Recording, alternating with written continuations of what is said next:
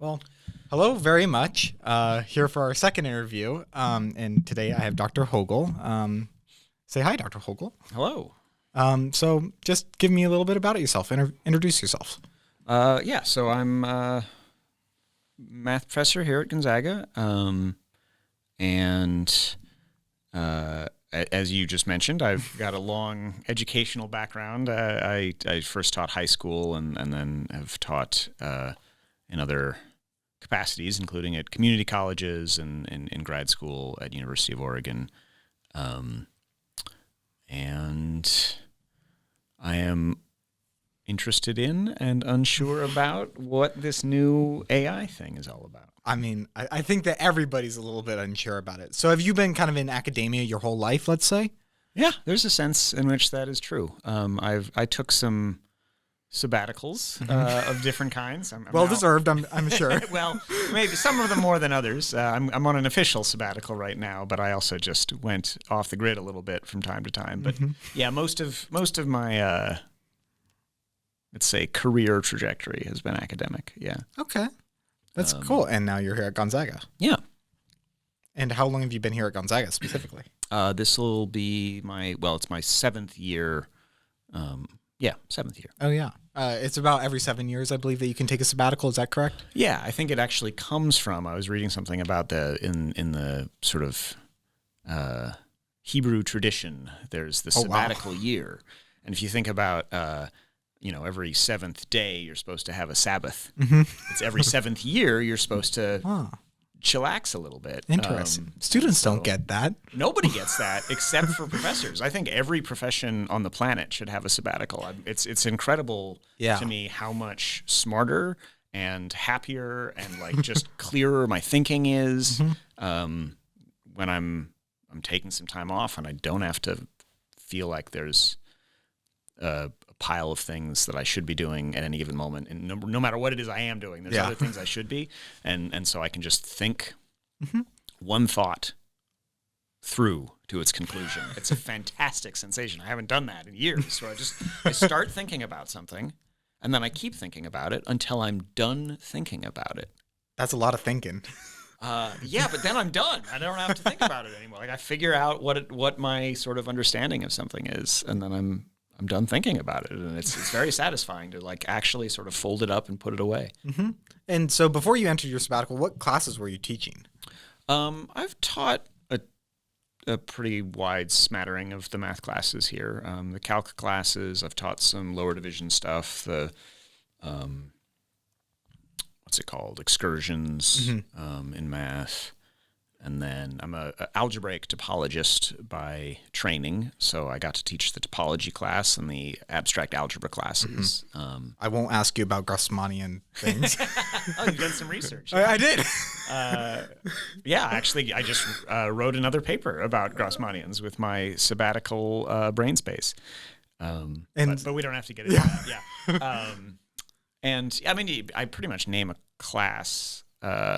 Well, that's not quite true. There's some classes I have not taught, but a pretty wide range of them at this point.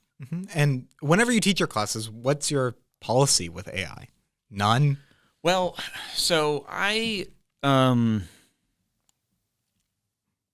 still recalibrating. I feel like most of the policies that I have about things in my classrooms.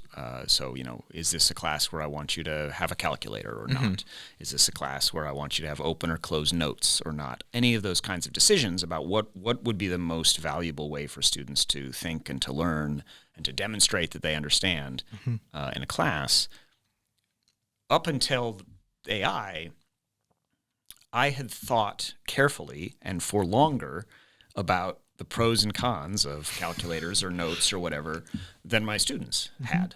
So I really felt like I was in a position to tell them, no, it's not. I know you want a calculator. It's not in your best interests. Or I know you're not used to having calculators on tests, but actually what I care about isn't the calculator part of this test. So yeah, take a calculator. The calculations, the computations just get in your way of what you're really trying to think about. Or you don't need a calculator for this test. If you're using a calculator on this test, then you've gone horribly wrong. This is not that kind of test. Whatever it is, I feel like I can tell them I know more than you about this tool, and so I know if you should be using it or not. Okay. I don't feel that way about AI. So it's hard for me to come up with a policy that isn't sort of a knee-jerk reactionary thing. Yeah. I tend to discourage it out of caution, but it's not because I know what the future looks like and know if it's a good idea for people to be using AI. It's just because I know what the past looks like and I know how to sort of teach in that milieu. Yeah. But, I grew up, for example, never being allowed to use a calculator and being told you're not going to have a calculator when you're out there in the world, right? I lived in the world before the ubiquitous supercomputers were all carrying around with us. And so the received wisdom was that it's a bad idea to use calculators because then you can't do long division if you don't have one. And that's true, but it's not a problem because nobody needs to do long division anymore, right? Yeah. We all have a way to get the answer to a long division problem without, just quickly and accurately. And you can argue about, number sense and developing sort of intuition about numbers and that kind of thing. There's times where not having a machine tell you the answer is valuable. But the reasons I was given for why I shouldn't use a calculator just were inaccurate about what the present actually looks like. So the question about should my students use AI is kind of a question about what does the future look like, right? If I want to not just be the teachers that I had that said, no, you're not going to, you shouldn't use this because I didn't, basically. If I want to have a better answer than that, then I have to try to understand what this new thing means, what it does, what it changes. Old people have a tendency to say, back in my day, here's how it was, and everything was better, and everyone was, more virtuous, and there's just all of this stuff. And I'm an old person now, so I'm about to start doing that. Because I really do love the written word. I don't just mean mathematical proofs. I like to read. I think written language is probably the most important technology humanity's ever come up with. And I'm, as so many old people are, frankly, a little bit scared of the future that I see developing with, and we throw the term AI around a lot, but I think for this conversation, we really are talking about generative AI. Yes. In a world with ubiquitous generative AI, and I guess that's this world now. I mean, we've crossed the threshold. Something very fundamental has changed, and I don't think people are freaking out about it enough. Really? And that thing is, when I was growing up, and also for the 5,000 years before that, if a human being saw the written word, they knew that another human being had formulated thoughts in their head and written those thoughts down. They could have been a jerk, they could have been lying, they could have been mistaken, but these were the actual thoughts of another human being. And when I see the written word now, it doesn't have to mean that. And I find that deeply alienating. I think it's really lonely to sort of be in this situation where I can see, ad copy or a social media post, or honestly, I don't know, a headline, a legal ruling. I don't know where to draw the line, but I can see something written down, and I don't have faith anymore that these are a human's thoughts. And now you can even see photos, and you don't know necessarily if they're a real thing. Yeah. That actually somehow upsets me less. Really? Well, because there were always, or there have long been, images of things that are not real, right? You can find a drawing of a Pegasus from a very long time ago, and that wasn't real. That was Photoshop, right? But the Pegasus was something that a human had thought of. Yeah. Right? The part that bothers me isn't that the images aren't real. It's that they didn't pass through a human mind. I see. In their creation. Yeah. Somehow the image stuff is less upsetting to me than the written stuff, and maybe that's just my own bias as someone who writes but doesn't create art, really. So I'm a TA for computer science, and so I'd actually like to get your perspective on this. As a TA, I might not be able to put code through an AI checker and have it give me an answer. But as a human, I'm pretty good at nailing down whether a student's using AI to help with their code. Is there something similar with that to math, when really the goal of math is to have everybody have the same answer, even if they do it? Oh, no. That is not the goal of math. Oh, okay. Let me stop you right there. No, that's, I mean, we talked about this a little bit earlier, but that, there's sort of arithmetic and there's math. Yes. If the question is, what is the value of this integral, then yes, there's one right answer. But the purpose of math is to communicate and demonstrate the truth of ideas. What I write is not the steps of a long division. What I write is a proof or an argument or an explanation.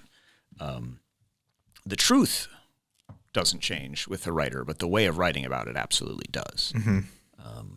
So the steps that you show in even a simple computation might be different from one person to the next. But no, I don't think there's one right answer to most of the questions I ask. I think if I ask a question that has only one right answer, then I'm not really asking an interesting question. I'm maybe drilling you on a skill. Okay, we just learned how to take derivatives. What's the derivative of this? I'm not saying I don't ask those questions. Yeah. But those aren't deep questions. That's a check for understanding kind of a question. But do you think that you can usually pinpoint if someone's using something like ChatGPT to fake their understanding of it? So in my upper division classes, I think I can at this stage because the understanding that needs to be demonstrated in a proof is pretty sophisticated, and I don't think generative AI has any understanding, right? It's good at bullshitting, and it knows what a person who knows what they're talking about sounds like. Yeah. So if you don't know any math and you read a proof by a generative AI, you'll think that sounds like someone who knows what they're talking about. If you do know math and you read it, you'll say, oh, this is gibberish. Or not even false, or sort of running in circles, or that kind of thing. But it still gets lucky a fair amount of the time. So you can ask it to prove a basic proposition that happens to be true, and it will. And what it'll produce is a lot like what everyone else does. It's sort of you can then ask it to prove the particular proposition that happens to be false is true, and it'll kind of produce the same sort of thing, which if you're sleepwalking as you reads like a human who understands what they're talking about. So, I mean, that's one interesting thing about the future that I'm trying to predict here is like how are we going to evolve in the way that we detect bullshit? Yeah. And produce, I guess. I mean, because we're going to be better at producing it in certain ways. So, I mean, the short answer is, yeah, I think I can tell, but I can't tell you the times I couldn't tell. Oh, yeah. But I only know when I caught it. I don't know when I didn't catch it. And absolutely, if a student is sort of cynically trying to fake understanding using generative AI and complete assignments faster, there are ways that could go wrong for them, but there are absolutely ways that they could do that. They could produce something that sounds like someone who's got at least a partial understanding of something that they in fact have no understanding of. And then I would give them a, C instead of an F. And so that they can game the system in that way. I think, again, depends on the class, depends on the question, depends on the assignment, but of course. But I think that's doable. And that, I don't lose sleep over that. I don't lose sleep over other kinds of cheating, really. I mean, at the end of the day, if you come to a university and then you pay all this money and spend all this time trying to learn a thing, and you find a workaround to not learn the thing, I'm not the one getting played. Like you're sort of playing yourself there. But the skills that are being developed are what interests me, right? Because what they're learning, if they're doing this, my students, is how to bullshit more sophisticated content to pretend to understand something they don't. And then it becomes this adversarial game of, because, if it's happening here, then it's happening in other contexts. are we all just going to start generating content that we then send to one another, and then we'll probably be using some sort of AI to read that content, and then at some point nobody's talking to anyone else. So this is actually already happening in job applications. Yeah. Where you have like people sending out thousands of cover letters to jobs written by AI, tailored to whatever the job it is. And then because of that, the HR people are using AI to try to filter out the AI papers. Yeah. It's already starting an arms race. But I mean, I guess that kind of falls into another question I kind of had that you made me think of, which is, when they're, I guess, as you said, cheating themselves with the learning process, do you think that in using AI like that, they're cheating themselves just of kind of developing themselves as a person, or that they're like cheating themselves in the practical end goal of college, which may be to get a job or to continue education? More the first one. I mean, because if the goal of college is to get a job, then in some sense, if that's all you're here for, then maybe you aren't gaming the system. Maybe the smart thing to do is think as little about your work as you can. Spend as little time on your schoolwork as you can. Yeah. In fact, if you can just figure out some way to, slip a bribe to the registrar's office, just buy a degree, right? Just get the piece of paper, and get out. I hope there's more to what we're doing here than just producing that piece of paper.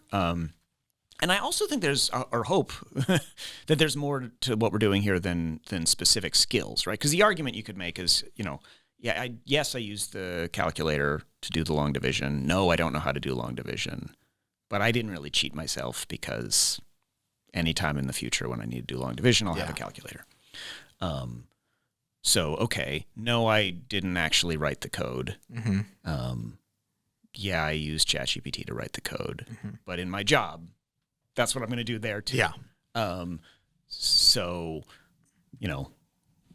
what's the big deal? If if what we're doing here is credentialing people to earn paychecks, then I don't know. Maybe they're right. That's the short way through. I do think that it's a bleak view of your place on Earth if what you think of yourself as is as a content generator, and if you're a content generator.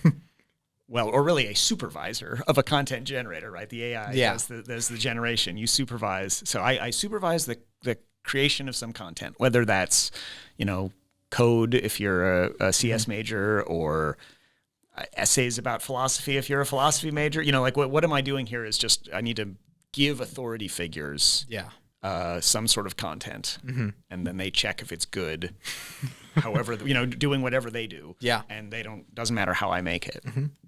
But this is what I was talking about earlier with this sense of alienation that worldview gives me. Yeah. I want the quote unquote content I create to be an expression of my own ideas, my own understanding of the world, my own philosophy, all of these kinds of things.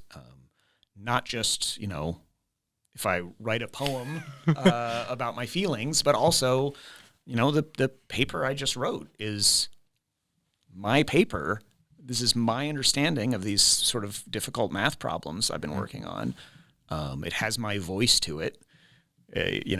You have to be pretty deep in the field to recognize, that's he wrote that. But it has personality to it that is different from my colleagues who are writing in the same field. And it's my ideas. And so, yeah, I mean, the idea of, I guess, ownership of content in that sense, not the legal sense, but this is my thing that I made. And people could say, that's my code. I wrote that code. Yeah. And, hey, that's his code. I recognize that's the kind of code he writes. That's a huge part of human culture for the last several millennia.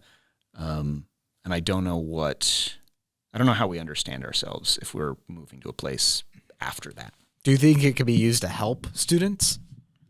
So like other colleges have started to do this, and this actually, someone who I was talking to earlier, Dr. Crandall, brought up a good point about it, but just the initial thing is that colleges are starting to create essentially AI bots, either for courses or for the college as a whole, that would be essentially trained on all of your course content and then act as a 24/7 available TA that had a much lower accuracy or much lower missing rate than a TA might have, or much higher accuracy than a TA might have.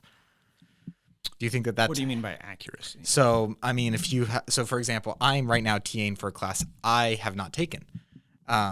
But because I have experience in the field of it, I'm a TA for it. Yeah. It's also an opportunity for you to learn something.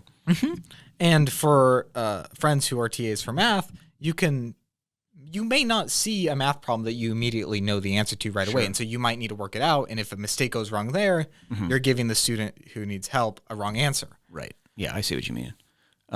Well, okay, let me ask you, how do you feel about being replaced by an AI? So personally, I think that I know that other people might have different opinions on TAs and say that it is also helpful for the TA. But for me personally, I don't find being a TA anything more than a way to get a little bit of food money. Okay. And spend some of the time I have because I don't have many credits that I'm taking right now. So instead of being robbed of an educational opportunity, you're going to be robbed of the opportunity to make food money. Yeah. Okay.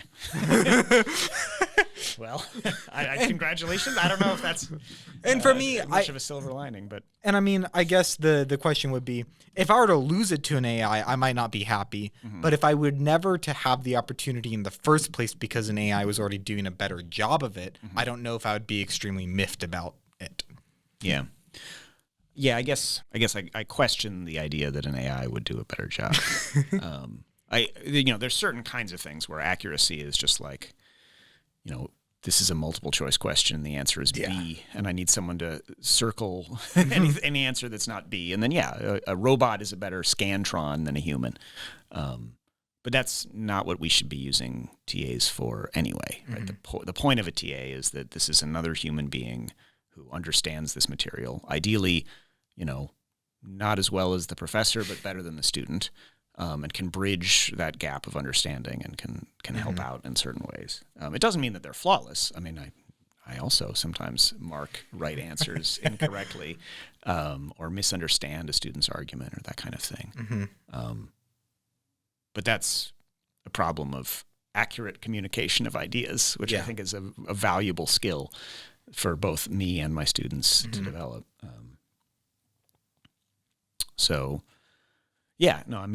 I can see that there would be individual students who would say, yes, I like this AI better than the TA I didn't like, right? I'm not saying that never happens.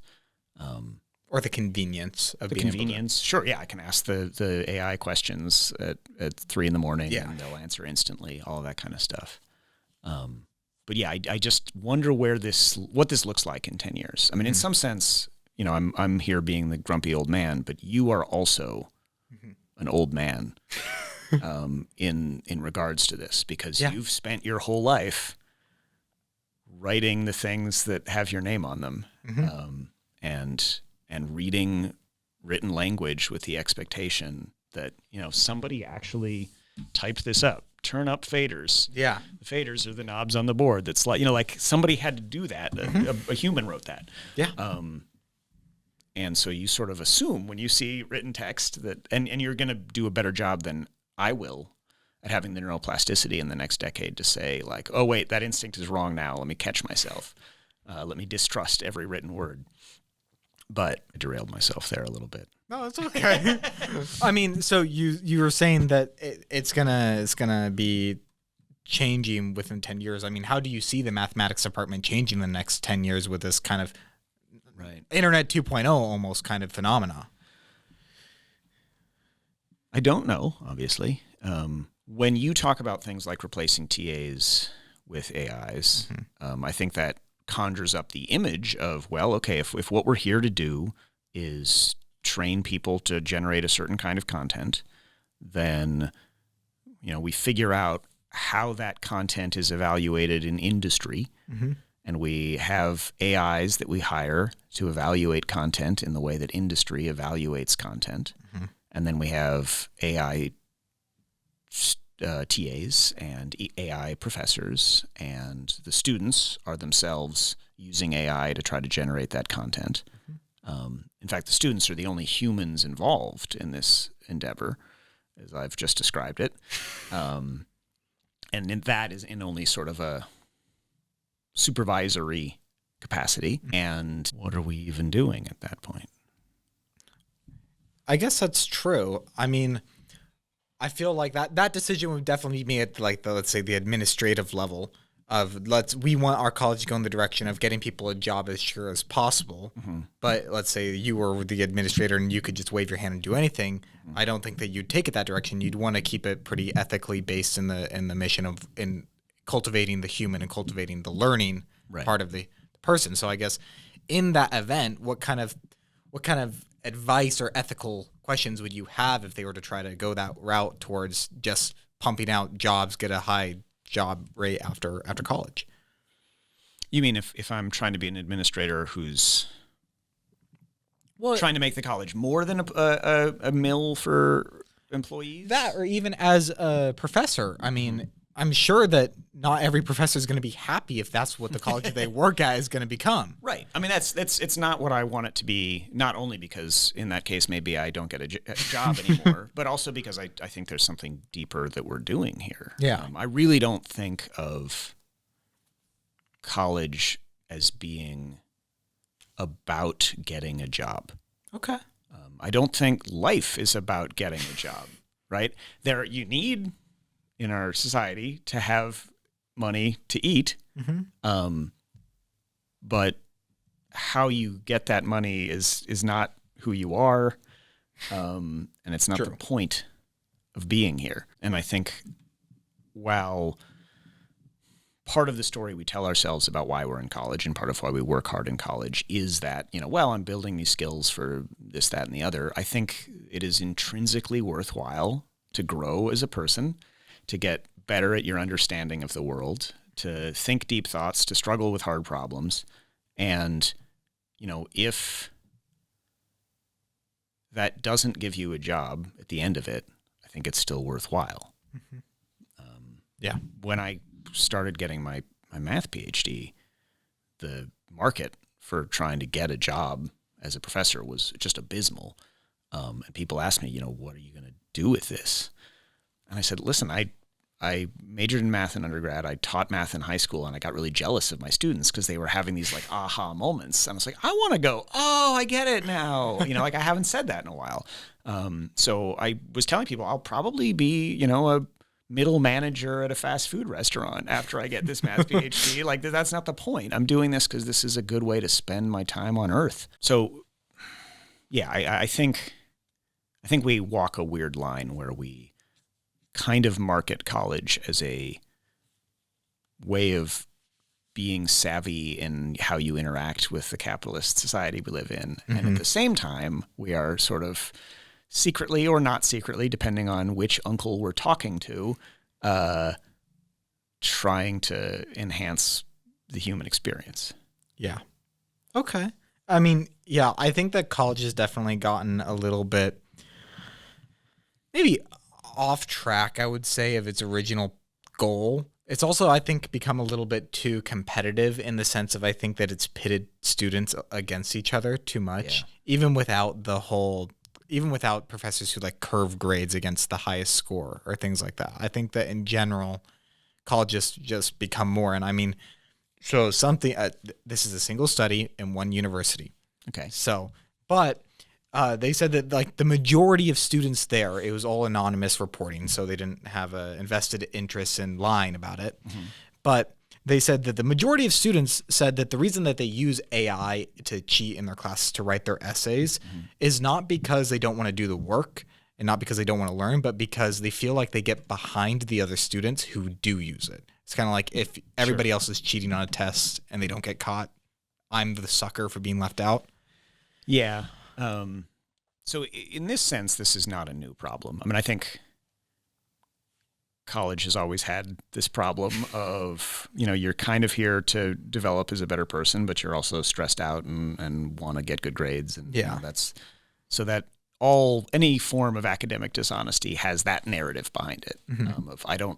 I know, there really aren't very many people, I think, who cynically come to college and say, like, I'm going to learn as little as possible while I'm here and still get the grade to get the thing to do the thing, right? Like, I do think most people want to learn and want to grow, but they get stressed out, and so there's these shortcuts. And I think part of what we need to be doing as instructors and as a college in general, and this is not new with AI at all, is getting people to think carefully about who they're becoming when they're in those hard moments.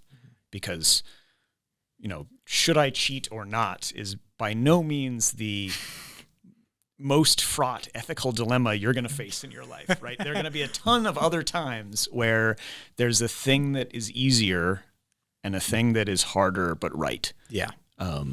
And this is an opportunity, and frankly a low-stakes opportunity, to ask yourself, which kind of person am I when I'm stressed out?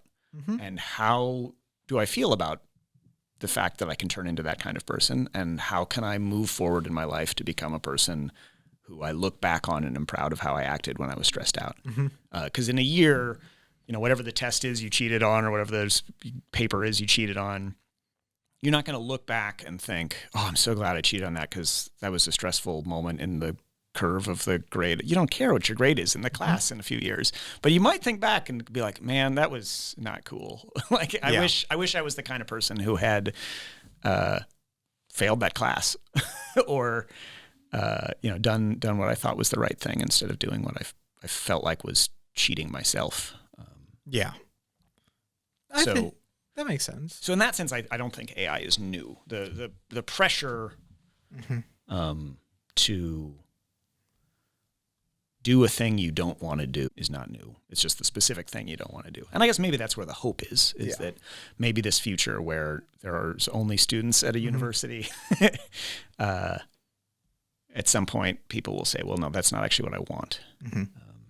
And do you think that it can be used for things other than cheating, whether it be for the educational learning or for things like research?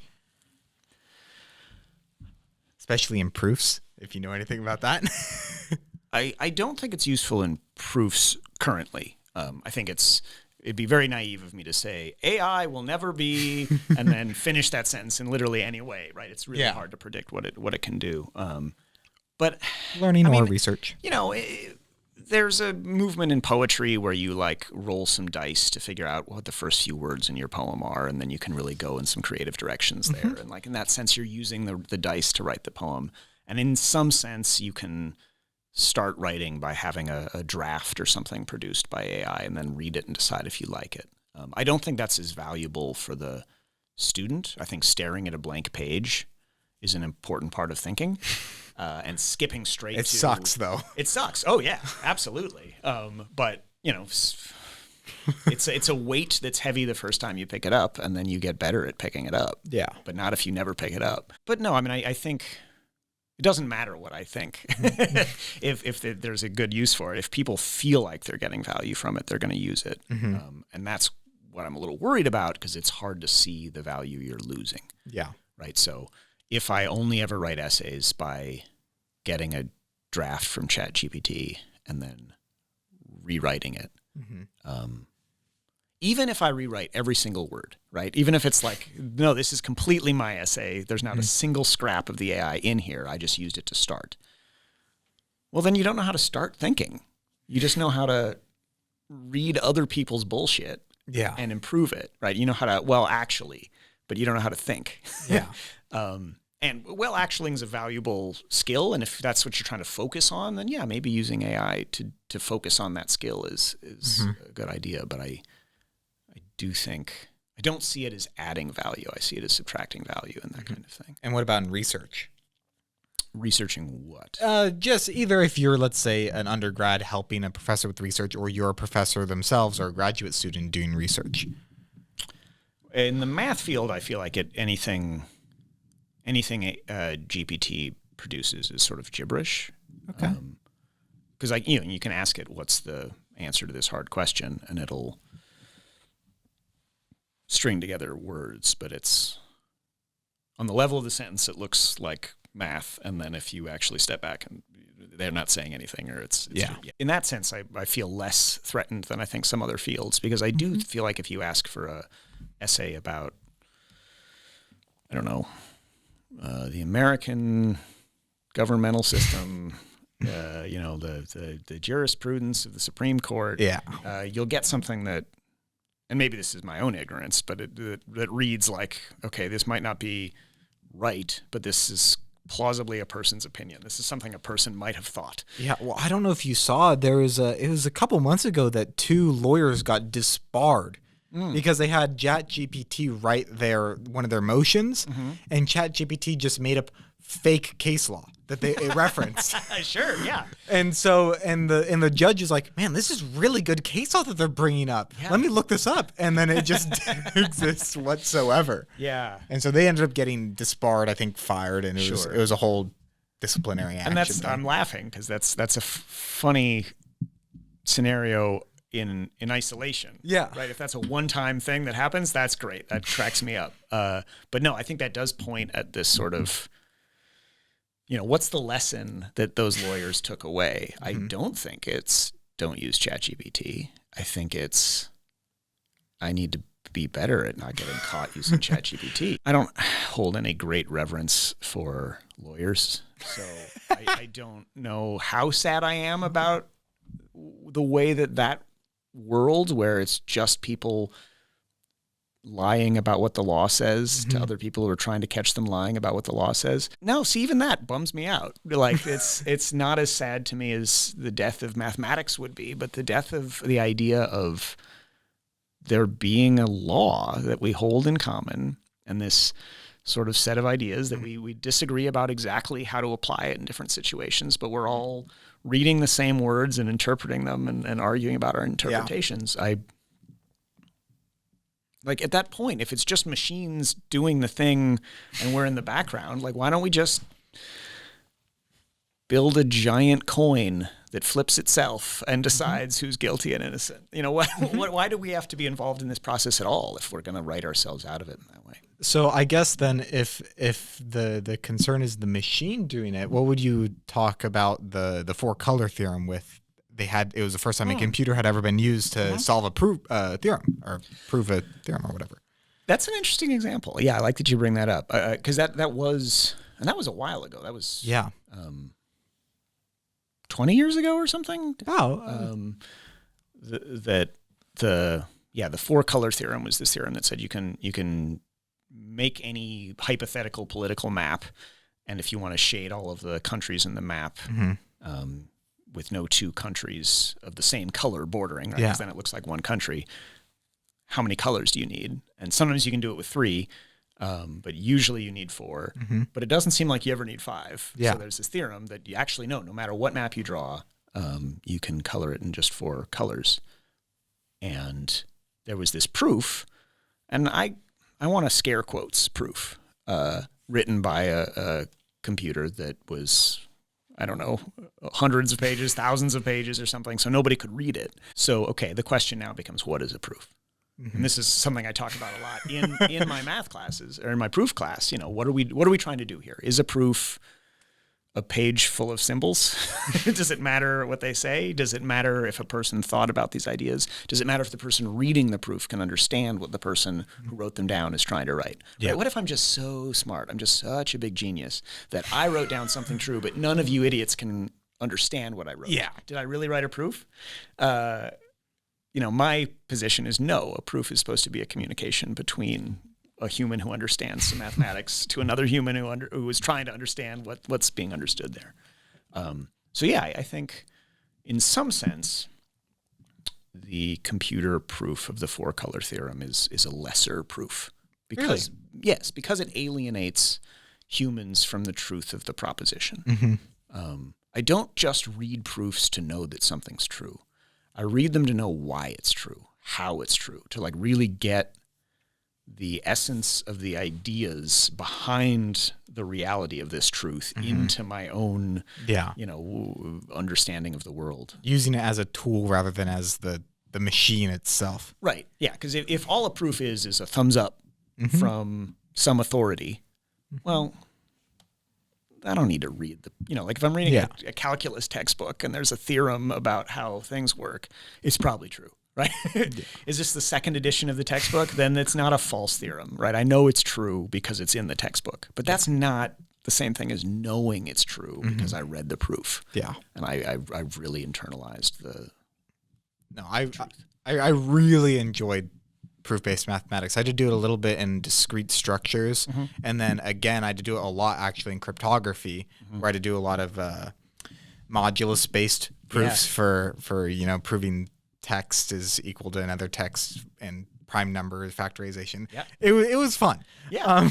Yeah, and those proofs are really satisfying because it's this level of certainty that's deeper than an authority, right? Whatever professor you think is most authoritative in this subject saying this is correct, no matter how much you believe them when they say it, it's not as good as reading the proof and being like, I did have to fight is with the correct. professor in that class because I was like, this proof is correct, and they marked me points up, and so I had to write it on the board. I'm like, this works. And that should be happening. I want that to be happening at the university. I want humans arguing with other humans about ideas. Yeah. No, and so something that I heard in my math seminar class that I was talking to you about a little bit ago, in math seminar, it was actually a math professor, I can't remember who talked about it, said, in order to publish a paper that has any code in it, if you're, let's say, working with more than one author, the math person has to be able to understand all of the code that was written to produce whatever result that they needed. Yeah. Do you think that that's something that might be necessary for AI if it ever comes to be, and will it ever be possible to understand AI if it ever becomes in use in research papers as a tool rather than as the machine? Yeah, so this again comes down to what is the point of the paper? Because if the point is the AI said it's true, then I can just give you a Post-it note that says the AI says it's true. Yes. That's not a paper. I don't need to write any. I'm not communicating anything other than the appeal to the authority of the truth of the thing. I guess a good example. Actually, this is a terrible example, but very famously, it was an AI found in New York that people whose first name started with the letter J were like 3.5 times more likely to jaywalk on a specific street, and that was something that was like never gonna be discovered just by looking at the data unless you were able to compute specifically for that answer. So what was this? This isn't a generative AI thing, right? No, this was a decision AI. It's called a black box model, so no one really knows how it works.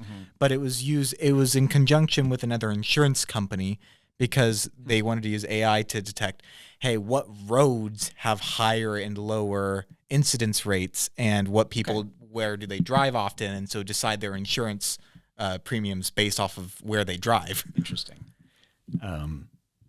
Yeah, so that's... And so using it as a tool. It's generative AI that I'm mostly worried about. This idea of this tool of like, I've built this black box that points out interesting things. That's cool.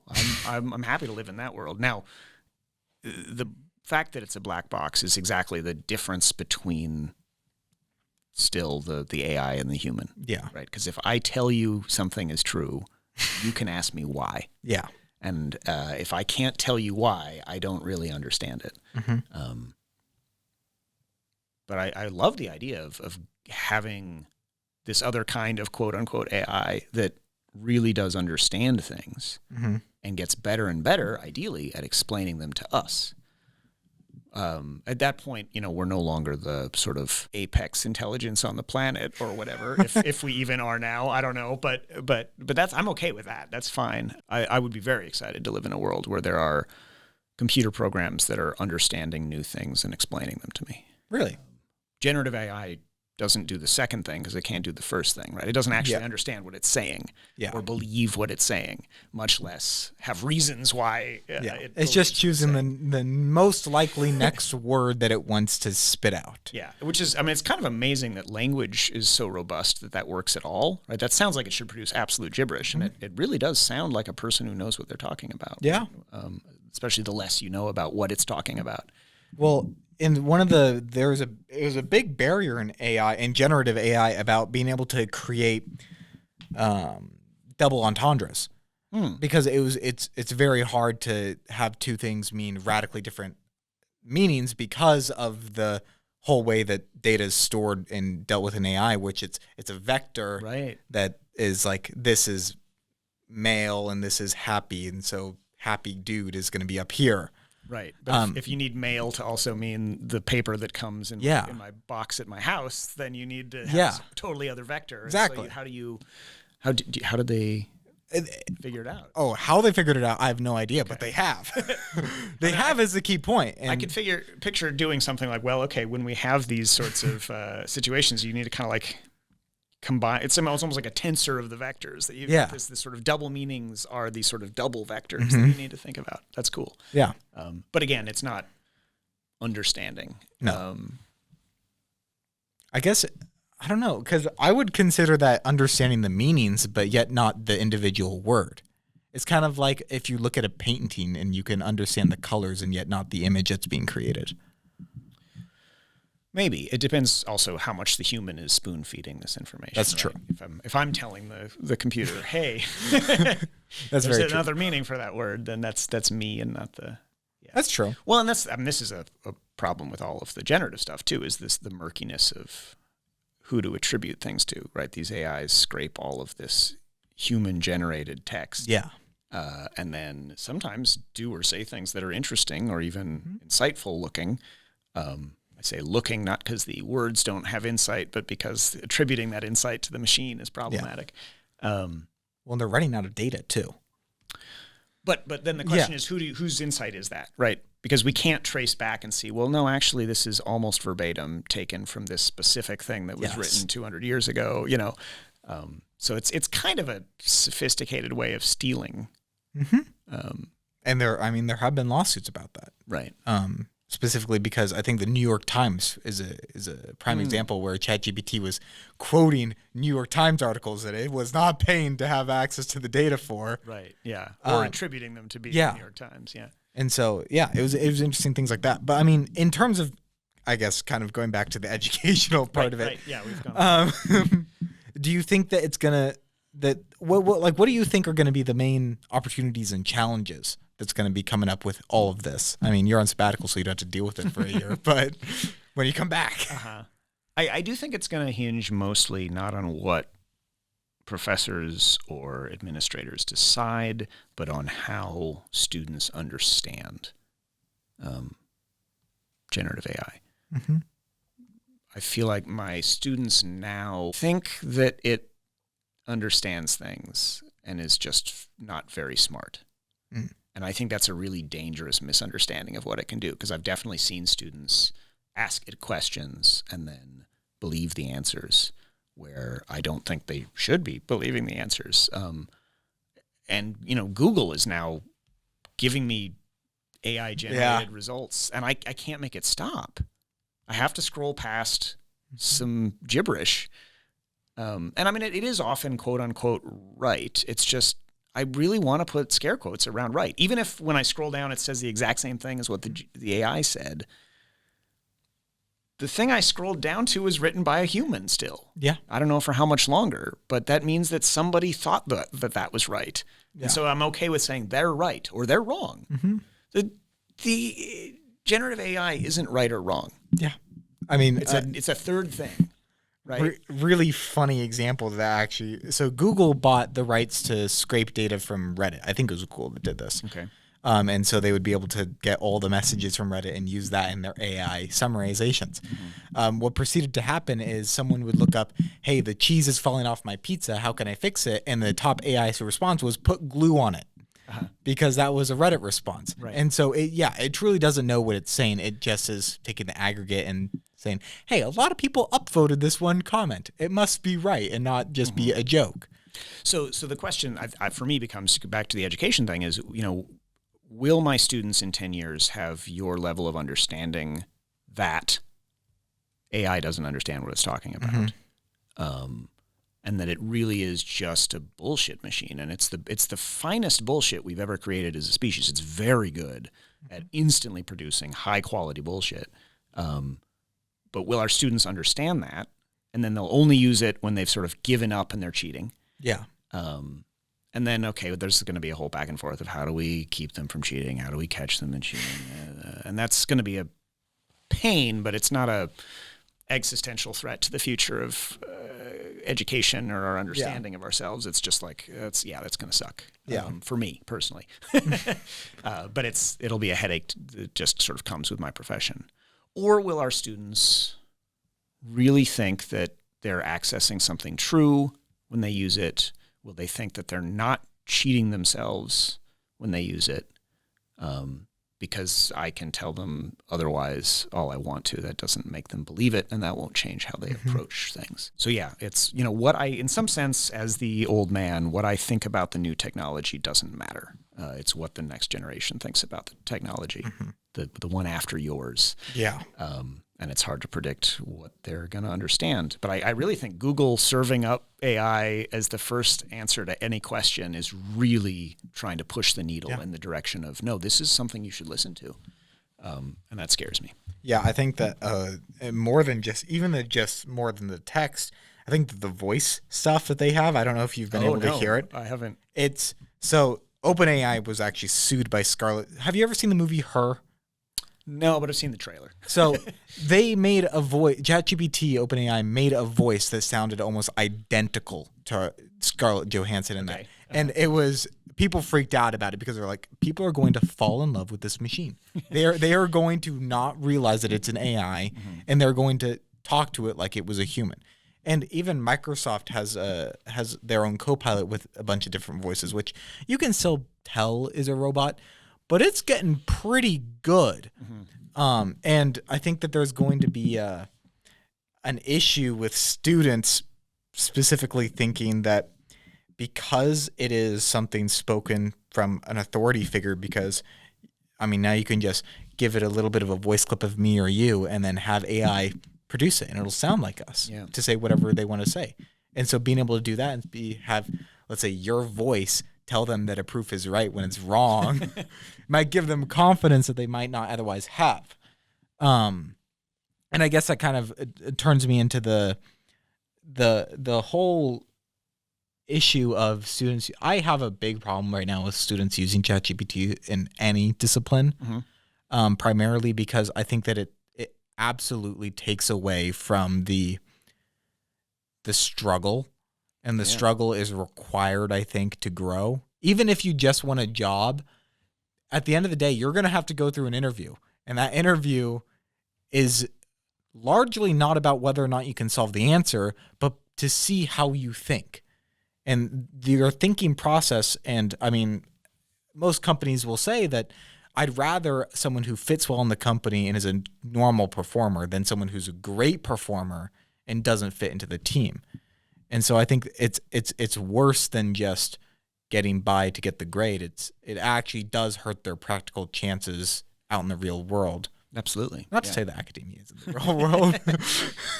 Well, and regardless of what their job is, I think you struggle is exactly the right word to use.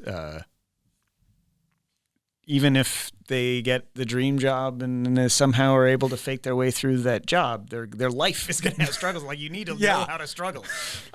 So yeah, it's. I guess, you could always go to the one end of the spectrum. If you were able to eliminate every single struggle from every aspect of your life, would you? It's a good question. Do I want to be sort of the chair people from, have you seen WALL-E? I have. Yeah, I think about them sometimes. Because they seem like they're having a good time. But it doesn't appeal to me.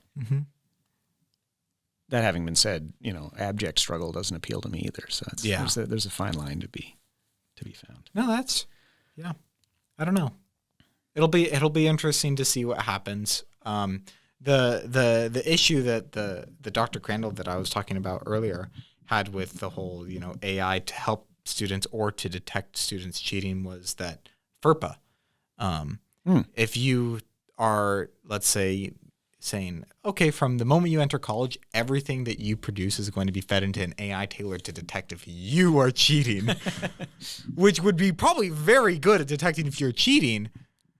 But what does that mean if your data is being stored somewhere else? And it's the whole Yeah. I mean, as a TA, I have to sign for it, but I don't deal with it as much as professors nearly. But yeah, no, I mean, any time we solve a problem with AI is there's sort of this issue of, well, now we're making a new problem with a new AI. Yeah. Yeah. No, it's interesting. But it's been very good to talk to you. Yeah. I've had a great time. And I hope that the coming generation is savvier than we are. I think there's a lot of ways that I can get fooled by this new thing. Yeah. And maybe they just won't fall for it. Or we'll all have to distrust anything that we hear or read, and just all have to go touch grass and talk to each other face to face again. I don't know. That's a CS major's horror, touching grass. Not grass. No. Anything but that. I know. All right. Well, thank you very much. Yeah, anything else to say? No, this has been a great chat. All right. Thank you.